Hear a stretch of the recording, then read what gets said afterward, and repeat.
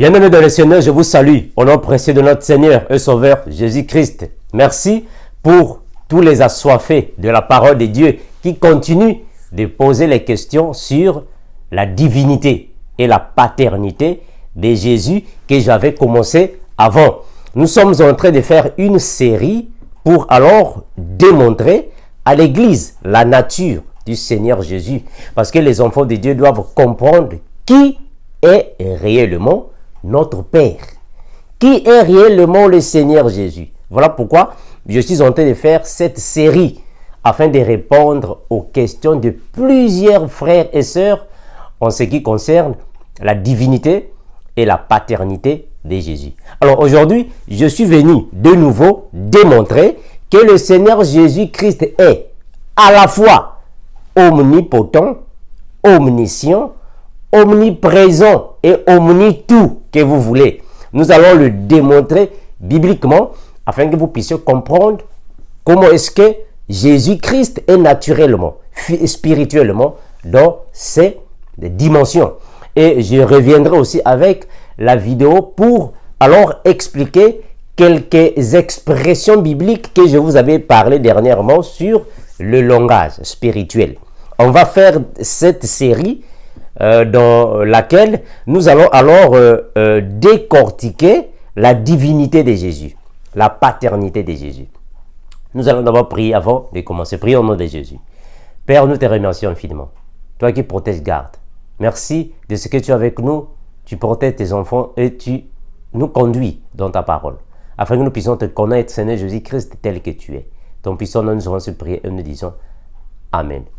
Merci mes frères et sœurs, une fois de plus. Dernièrement, le frère Armando avait démontré spirituellement, bibliquement, que Jésus est à la fois le Père et le Fils. Nous avons démontré cela que le mystère de la piété nous convainc que Dieu, le Père, est totalement dans la peau de son Fils unique, mais qui est en réalité pas le Fils unique dans le sens grammatical, mais c'est plutôt dans le sens biblique. Parce que nous avons compris qu'un Fils unique signifiait tout simplement le Fils de la promesse qui avait été prophétisé depuis la nuit des temps par des prophètes et manifesté alors au temps de la grâce pour la mission alors de sauver les brebis perdues d'Israël.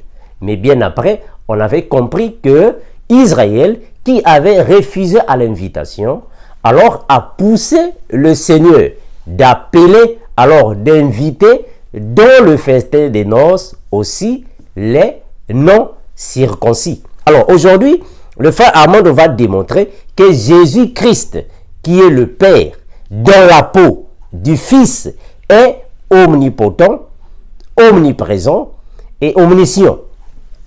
Alors, premièrement, nous allons commencer avec le Tanakh. Le Tanakh qui signifie tout simplement l'ancienne alliance, c'est-à-dire que le livre de la loi et des prophètes.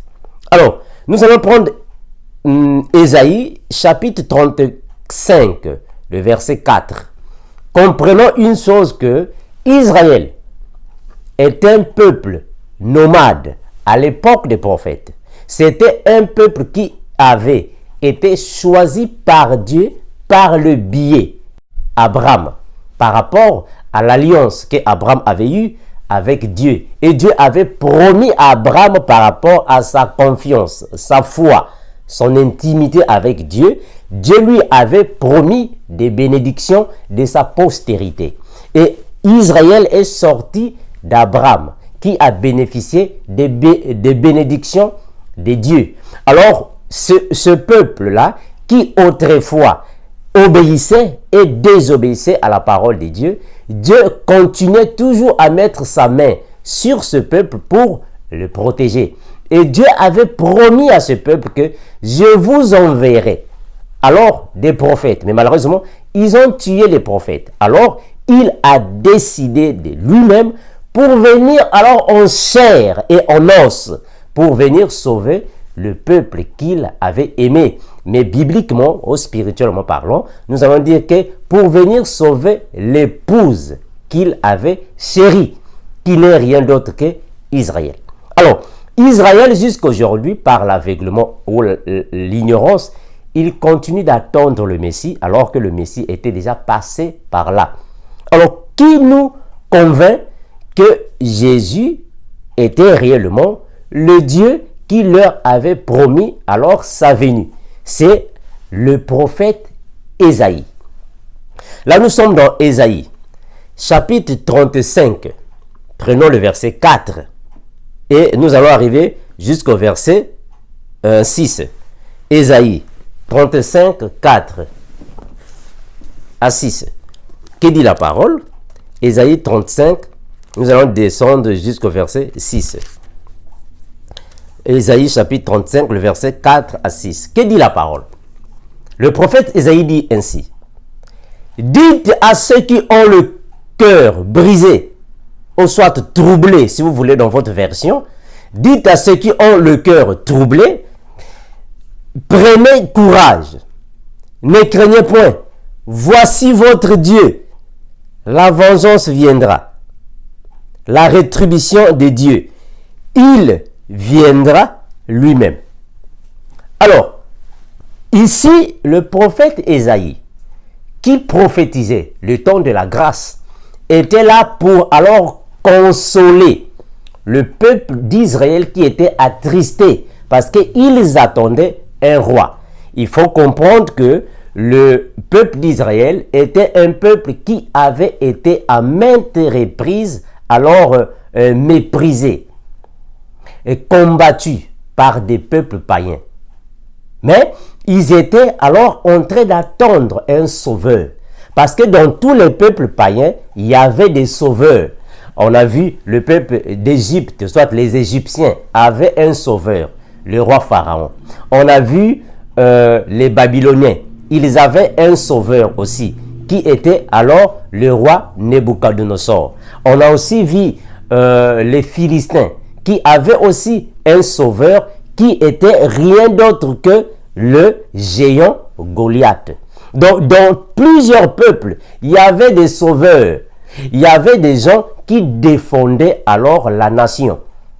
Mais malheureusement, le peuple d'Israël n'avait toujours pas un sauveur. C'est-à-dire, ils n'avaient pas quelqu'un qui pouvait combattre à leur faveur. Alors, ils attendaient. Jusqu'à aujourd'hui, ils continuent d'attendre le sauveur. Alors, le prophète Ésaïe vient ici leur dire que le sauveur viendra.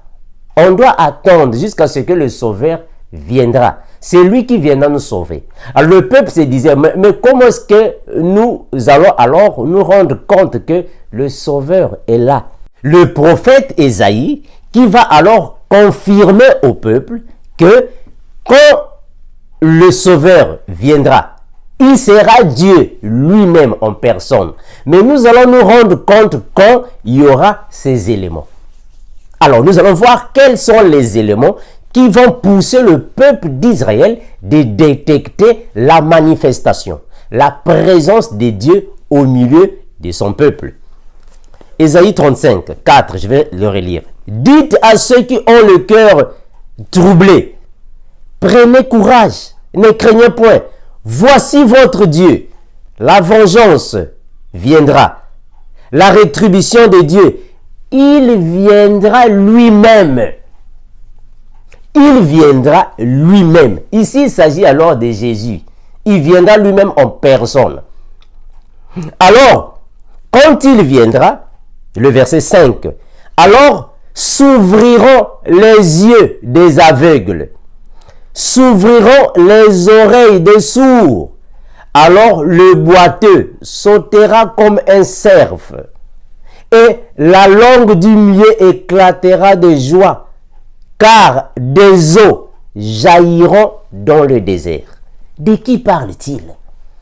Le prophète Ésaïe est en train d'accalmer, de consoler le peuple d'Israël, disant que non, quand le Sauveur viendra, quand Dieu lui-même en personne viendra, vous allez vous rendre compte quand les aveugles vont recouvrir la vue, Donc, il voulait tout simplement leur dire que le jour où nous verrons, où vous verrez dans Israël, il y a quelqu'un qui est en train d'ouvrir les yeux des aveugles, d'ouvrir les oreilles des sourds et donner alors de l'eau à ceux qui n'en ont pas. Ici, il fait allusion à la parole. C'est alors que vous saurez que c'est lui qui est Dieu qui est venu en chair.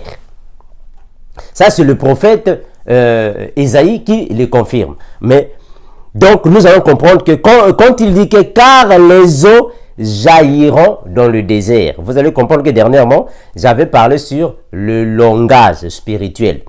Quand il dit que les eaux jailliront dans le désert, il ne s'agit pas réellement des eaux qui vont jaillir dans le désert. Non, c'est un langage spirituel. Les eaux jailliront dans le désert signifie tout simplement que Jésus, quand il viendra, il donnera de l'eau à ceux qui sont secs. Ça veut dire quoi? Il va donner aussi la parole. Il va prêcher. Il va enseigner. Il va guérir. Il va transmettre ses bénédictions, sa parole à tous les peuples païens. Parce que les peuples païens ici symbolisent les déserts. Un désert signifie un lieu qui n'a pas d'eau, qui n'a pas d'aliments, qui n'a pas à manger. Or, bibliquement parlant, spirituellement parlant, tout païen est un désert. Les païens sont considérés comme des déserts. Ils n'ont pas d'eau. C'est Jésus qui doit leur donner de l'eau. Et l'eau, c'est la parole. Souvenez-vous de Jésus et la femme samaritaine. Jésus a dit que je te donnerai de l'eau. Et l'eau que je te donnerai jaillira. Donc ça, c'est alors le langage spirituel. L'eau, c'est la parole. Alors, nous allons démontrer que Jésus est omniprésent, omnipotent, omniscient. Parce que c'est lui qui est Dieu, le Père, qui avait été promis depuis le Tanakh. Le Tanakh qui signifie l'ancienne alliance. Alors, prenons quelques versets bibliques afin que nous puissions en démontrer. Alors, là nous sommes dans Apocalypse. Apocalypse chapitre 1er, le verset 8. Que dit la Bible? La Bible dit ainsi: je suis l'alpha et l'oméga, dit le Seigneur Dieu, celui qui est, qui était et qui vient, le Tout-Puissant. Ça, c'est Jésus lui-même qui le confirme. Le Seigneur Jésus lui-même qui le dit. Je suis l'alpha et l'oméga, le Seigneur Dieu. Or, quand nous prenons la Bible hébraïque, c'est-à-dire que la Bible originale, on va voir que le Seigneur Dieu, ou soit le Seigneur l'Éternel, signifie Adonai. Adonai signifie Dieu, le Père, ou soit le Seigneur Dieu, l'Éternel, signifie Adonai. Et Jésus dit ici que c'est lui qui est Adonai. Je suis l'alpha et l'oméga, dit Adonai. C'est Jésus qui le dit. Donc c'est lui qui est Adonai. Il continue. C'est lui qui est. C'est Jésus qui est. C'est lui qui était. C'est Jésus. Parce que c'est lui qui était.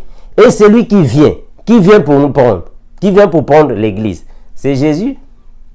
Voilà pourquoi dernièrement, j'avais dit j'avais dit que Jésus est le même hier, aujourd'hui et éternellement, en accord avec Hébreux, chapitre 13, verset 8. Jésus, Christ est le même, est Seigneur, et il est le même hier, aujourd'hui, éternellement. Ici, on a dit la même chose. C'est lui qui est, qui était et qui vient. C'est la même chose que j'avais dit dernièrement, que celui qui est signifie le présent, le temps de la grâce. Celui qui était, c'est le temps passé de la loi, qui signifie hier. Aujourd'hui, hier. Et éternellement, ce qui signifie, c'est lui qui vient. C'est Jésus. C'est Jésus. Et il dit qu'il est le Tout-Puissant. Or, le Tout-Puissant, si nous prenons la Bible hébraïque, on va voir là-bas que le Tout-Puissant, qui est en français, signifie alors, dans la Bible hébraïque, El Shaddai. Est-ce que vous voyez que Jésus est totalement Dieu le Père dans la peau du Fils unique? C'est clair. Donc Jésus est Adonai. C'est lui qui est El Shaddai. C'est Jésus. Il le confirme. Alors, nous comprenons que Dieu le Père, il est omnipotent, omniscient, omniprésent. Et c'est Jésus. C'est clair. Alors, prenons alors aussi, pour confirmer cela, donc ici déjà, c'est Jésus lui-même. Vous pouvez lire à la maison. Lui-même, Jésus-Christ, qui confirme qu'il est El Shaddai, qu'il est Adonai. C'est lui-même qui le confirme. Donc, il n'y a aucun débat. Aucun débat, parce que c'est lui-même qui le confirme. Alors, prenons alors Apocalypse, chapitre 5, le verset 2. Que dit la parole? Apocalypse 5, 2. La Bible dit ainsi. Et je vis un ange. Ça, c'est l'apôtre Jean qui dit. Et je vis un ange puissant qui criait d'une voix forte, qui est digne d'ouvrir le livre et d'en rompre les sceaux. Qui est digne d'ouvrir le livre et d'en rompre les sceaux.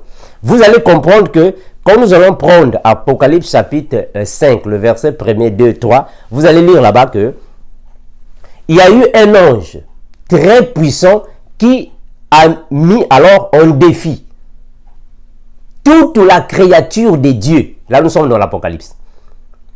Il a défié toute la créature de Dieu. Tous ceux qui sont dans les cieux, sur la terre et sous la terre. Il leur a dit qui est capable, qui est digne, qui est capable d'ouvrir ce livre. Qui est capable? Il a mis le livre. Il a défié toute la créature de Dieu. Qui est capable d'ouvrir ce livre? Qu'il ouvre le livre.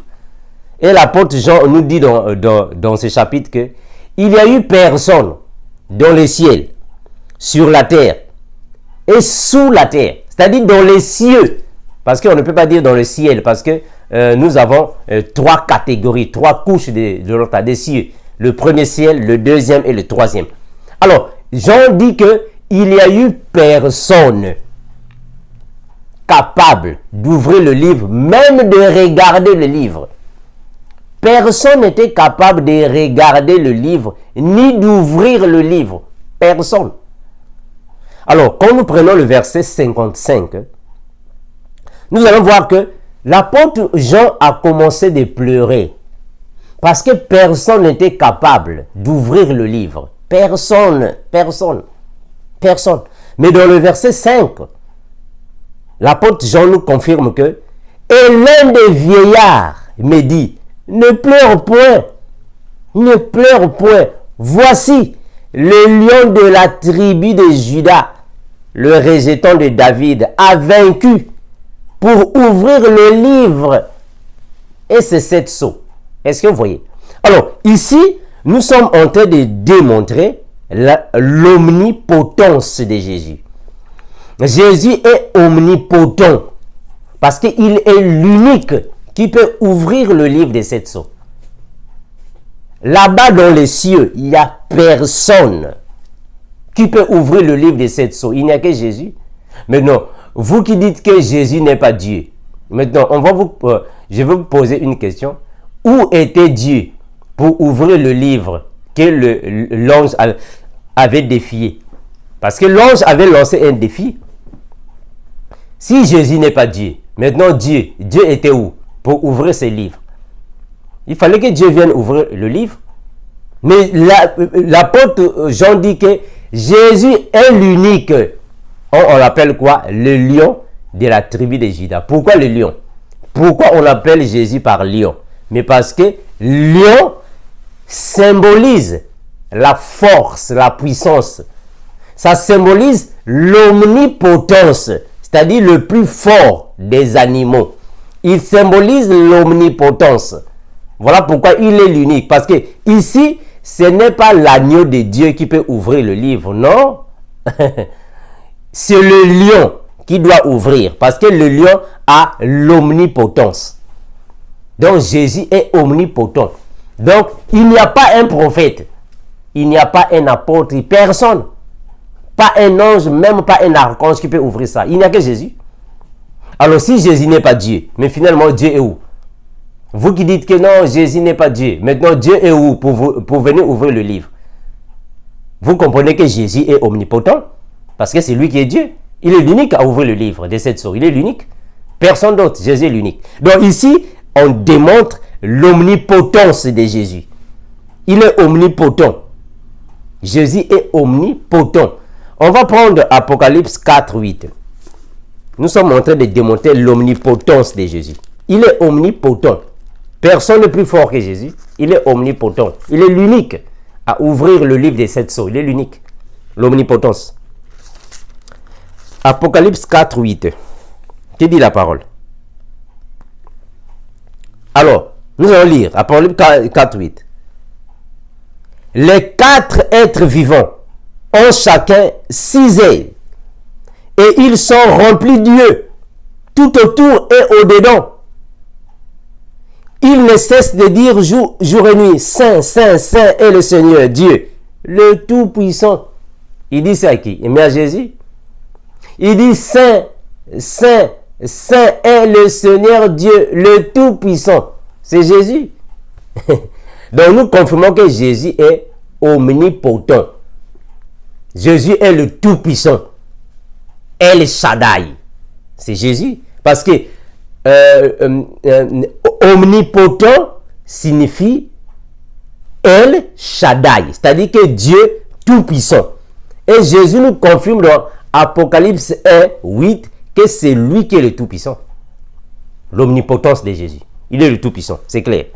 Alors là, nous avons démontré que Jésus est omnipotent. Pour ça, il n'y a pas de débat. Alors, nous allons démontrer aussi l'omniprésence de Jésus. Jésus est omniprésent. Là, nous sommes dans Matthieu 28, le verset 20. Matthieu 28, 20. Que dit la parole? Jésus dit ainsi: enseignez-leur à observer tout ce que je vous ai prescrit. Et voici, je suis avec vous tous les jours jusqu'à la fin du monde. Est-ce que vous voyez ça? Jésus dit qu'il est avec nous tous les jours. Or, tous ceux qui sont en Europe, Jésus est avec eux. Tous ceux qui sont en Afrique, Jésus est avec eux. Tous ceux qui sont en Amérique, Jésus est avec eux. Donc, Jésus est avec tous ses enfants qui sont de partout dans le monde jusqu'à la fin des temps. Donc, il est omniprésent. C'est clair, non? Il n'y a pas de débat. Il est omniprésent, il n'y a pas de débat. Est-ce qu'il y a un débat ici? Il n'y a pas de débat. Il est omniprésent parce qu'il est en tout lieu. Là où sont ses enfants, il est là. L'omniprésence. Il n'y a pas de débat. Alors, prenons encore Apocalypse. Apocalypse chapitre 3, le verset 20. Que dit la parole? Voici, je me tiens à la porte et je frappe. Si quelqu'un entend ma voix et ouvre la porte, j'entrerai chez lui, je souperai avec lui et lui avec moi. Est-ce que vous voyez? Voici, je me tiens devant la porte et je frappe. Dernièrement, je vous avais parlé sur le langage spirituel. Je ferai une vidéo uniquement pour le langage spirituel. Je vais en parler parce que nous sommes encore en train de faire cette série sur la divinité et la paternité de Jésus. Voici, je me tiens à la porte et je frappe. Il ne s'agit pas de la porte de la maison, non. Il ne s'agit pas de la porte de la maison, non. La porte qu'on dit ici, c'est le cœur. La maison du cœur. La porte, c'est le cœur. Je me tiens à la porte et je frappe. C'est-à-dire que il est prêt de venir entrer dans ta vie une fois que tu l'acceptes. C'est ce qu'il veut dire ici.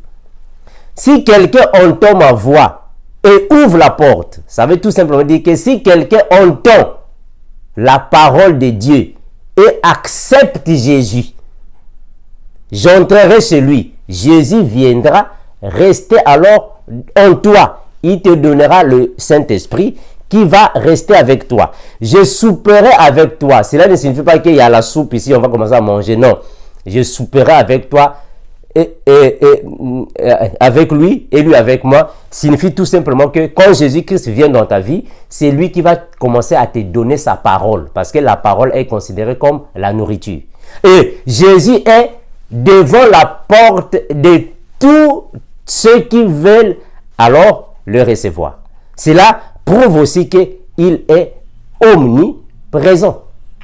C'est l'omniprésence de Jésus. C'est clair, il n'y a pas de débat, c'est clair.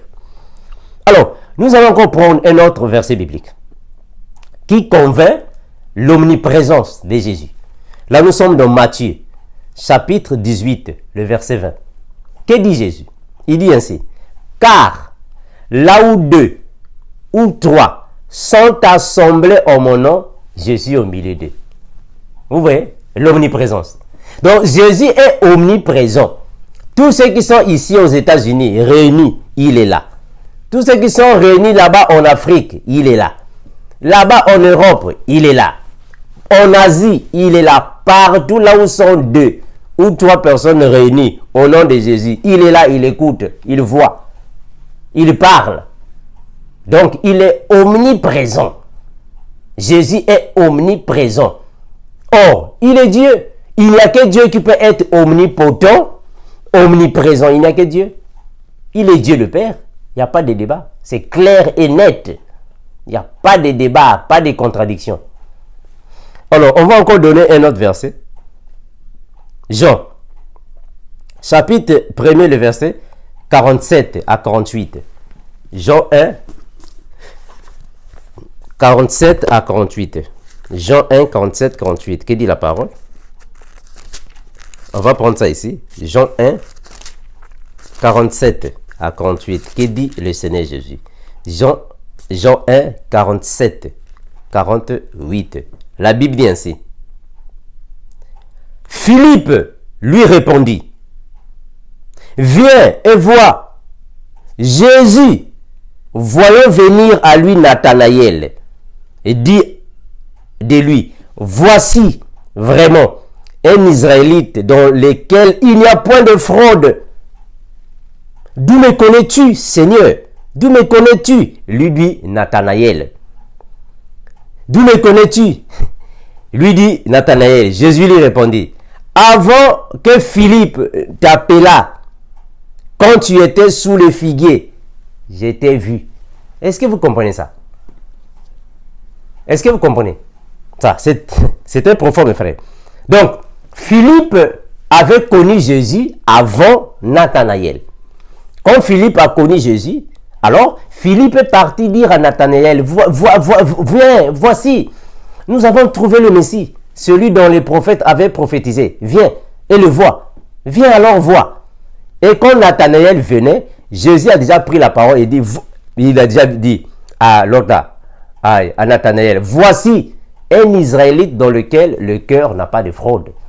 Nathanaël était stupéfait. Il dit, oh, mais d'où me connais-tu? Jésus lui répondit, avant que Philippe t'appela, quand tu étais encore sous le figuier, je t'avais vu. Est-ce que vous voyez? L'omniprésence de Jésus. Donc il est omniprésent. Il voit tout. Jésus voit tout. Il entend tout.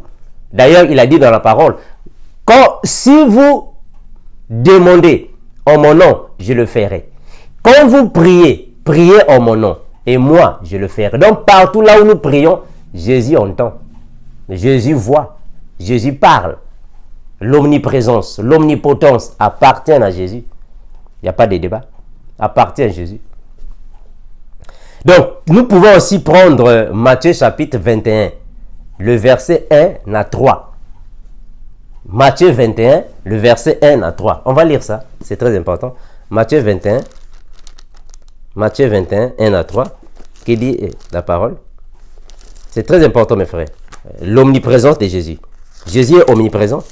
Matthieu 21, 1 à 3. Lorsqu'ils approchèrent de Jérusalem et qu'ils furent arrivés à Bethphagée, vers la montagne des Oliviers, Jésus envoya 2 disciples en leur disant, allez au village qui est devant vous. Vous trouverez aussitôt une ânesse attachée et un ânon avec elle. Détachez-les et amenez-les-moi. Si quelqu'un vous dit quelque chose, vous répondrez, le Seigneur en a besoin. Et à l'instant, il les laissera aller. Est-ce que vous voyez ça?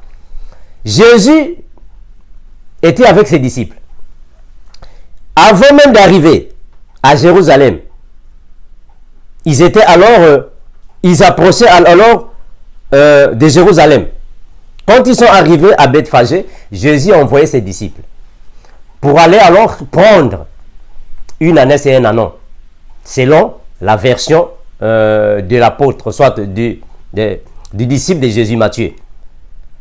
Jésus a déjà vu qu'il y avait un ânon, une ânesse attachée quelque part dans le village voisin. Et il y avait aussi des bergers dans le village voisin. Il envoie ses disciples. Donc avant même d'envoyer ses disciples, il a déjà vu ce qui se passe de l'autre côté. Est-ce que vous comprenez? Alors qu'ils étaient dans un village voisin, mais il voit déjà ce qui se passe dans l'autre village. Et il dit, partez prendre ça, partez les détacher.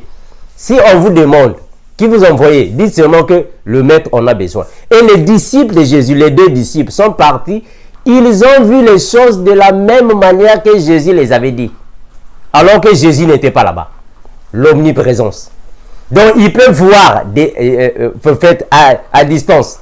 Il peut tout voir, tout entendre et parler. Jésus-Christ. La même chose, on a vu, non? Dans la Bible, Jésus avait dit à ses 12 disciples que n'est-ce pas moi qui vous ai choisi, vous les 12, mais un de vous est un démon. Jésus disait ça, qu'un de vous va me vendre, un va me trahir, avant même que l'action ne soit. Et les disciples ne croyaient pas. Mais maître, c'est qui? Ils savaient déjà que c'était Judas. C'est ça l'omniscience. Donc il a l'omniscience déjà. Il a dit quoi à Pierre? Il a dit, Pierre, quand le coq chantera 3 fois, toi tu me régneras. Pierre dit, non, non, non, je ne peux pas le faire. Or Jésus avait déjà vu ça. Donc avant même que Pierre ne puisse régner Jésus, Jésus avait déjà vu, il avait déjà vu l'omniprésence. Donc il est omniprésent. Jésus-Christ est omniprésent. Il connaît tout, il voit tout. L'omniprésence de Jésus. C'est clair. Alors, nous allons maintenant voir l'omniscience de Jésus. L'omniscience, parce que il y a un frère, comme je vous avais dit, qui m'avait dit que non, Jésus ne connaît pas tout. Jésus avait même dit qu'il n'y a ni le Fils, ni les anges qui peuvent alors connaître l'heure et le jour. Mes frères. La parole. Prenons Hébreu. Hébreu 4, 13. Hébreu 4, 13. Qu'est dit la parole? La parole dit ainsi. Nulle créature n'est cachée devant lui, mais tout est nu et découvert aux yeux de celui à qui nous devons rendre compte. C'est clair. Nous devons rendre compte. On rendra compte à qui? Nous rendons compte à qui? À Jésus, parce que c'est lui qui est le juste juge. La Bible dit que il rendra à chacun selon ses œuvres. Mais qui? Jésus. Or, Jésus, avant de rendre à chacun selon ses œuvres, il doit d'abord connaître tout le monde. Il doit d'abord voir tout le monde avant de rendre à chacun selon ses œuvres. Parce que s'il ne connaît pas tout le monde, comment est-ce qu'il va rendre les œuvres à chacun sans les connaître? Il doit d'abord les connaître avant de les rendre selon leurs œuvres. C'est clair. Donc, nulle créature n'est cachée devant Jésus. Nulle créature. Mais tout est nu et découvert aux yeux de Jésus. Parce que c'est à lui que nous rendons compte. C'est clair. Pas de débat. Jean 16, 30. Là, nous sommes en train de démontrer que Jésus est omniscient. Jean 16, 30. Que dit la parole? Jean 16, 30. Maintenant, ça ce sont les disciples de Jésus qui le disent. Maintenant, nous savons que tu sais toutes choses. Nous savons que tu sais toutes choses et que tu n'as pas besoin que personne t'interroge. C'est pourquoi nous croyons que tu es sorti de Dieu. Mais oui, il sait toutes choses. Si déjà il est sorti de Dieu et que Dieu sait toutes choses, le Fils aussi saura toutes choses ou connaîtra toutes choses. C'est facile. Ça, c'est l'omniscience. L'omniscience de Jésus. Il connaît tout. Il connaît toutes choses. Prenons Jean 21, 17. Jean 21, 17. Qui dit la parole? Jean 21, 17. Jean 21, 17. Il lui dit, pour la 3e fois, Simon, fils de Jonas, m'aimes-tu? Pierre fut attristé de ce qu'il avait dit. Pour la 3e fois, m'aimes-tu? Pour la 3e fois, m'aimes-tu? Et Pierre répondit, Seigneur, tu sais toutes choses. Et c'est vrai. Donc, les disciples de Jésus connaissaient que le Seigneur connaissait toutes choses. Seigneur, tu sais toutes choses. Il connaissait toutes choses. Il connaissait toutes choses. Et qu'est-ce que Jésus a dit à Pierre? Pierre dit, Seigneur, tu sais toutes choses. Tu sais que je t'aime. Et Jésus lui dit, paie mes brebis. En vérité, je te le dis. Quand tu étais plus jeune, tu t'es saigné toi-même. Et tu allais où tu voulais. Mais quand tu seras vieux, tu étendras tes mains et un autre te saignera. Et te mènera où tu ne voudras pas. Il dit cela pour indiquer par quelle mort que Pierre allait mourir. Donc, Jésus avait même prédit. Il avait même vu déjà la mort de Pierre. Avant même que Pierre ne meure. Avant même que Jésus n'aille à la croix. Il a déjà vu la mort de Pierre. Et il a dit à Pierre, toi, quand tu seras vieux, on te fera ceci, cela. L'omniscience. Donc, il connaît tout. Jésus connaît tout. Il connaît tout. L'omniscience de Jésus. C'est clair, mes frères. Voilà, donc, je viens de démontrer que Jésus-Christ, qui est Dieu, le Père, dans la peau du Fils de l'homme, nous comprenons qu'il est omniscient, omniprésent et omnipotent. Il connaît tout, Jésus connaît tout. Et il est l'unique. On a démontré ici son omnipotence. Parce qu'il n'y a que Jésus qui est omnipotent. Tant que Jésus n'est pas là, mes frères, il n'y a rien. Il n'y a que Jésus qui peut piétiner sur la tête du diable. Il n'y a que Jésus, parce qu'il est omnipotent. Il n'y a que lui qui peut déceler le livre des 7 sceaux. Il n'y a que Jésus. Voilà, donc, dans cette série, nous sommes en train de démontrer la divinité de Jésus. Et je vais revenir avec d'autres vidéos pour alors décortiquer le langage spirituel de Jésus, le langage biblique, afin que l'Église puisse connaître qui est réellement notre Père, le Seigneur que nous servons. Parce qu'il y a plusieurs chrétiens qui ne connaissent pas qui est réellement Jésus. Alors, on doit en parler afin que l'Église connaisse en profondeur la divinité et la paternité de Jésus-Christ. À tous ceux qui ont encore des questions, nous sommes ici pour les poser. Tous ceux qui sont encore dans les doutes que Jésus n'est pas Dieu, le Père, nous sommes ici pour des partages bibliques. Comme le frère Amon a toujours dit, nous sommes ici pour les partages bibliques. Merci et mes salutations à toute l'Église de Jésus. Ciao.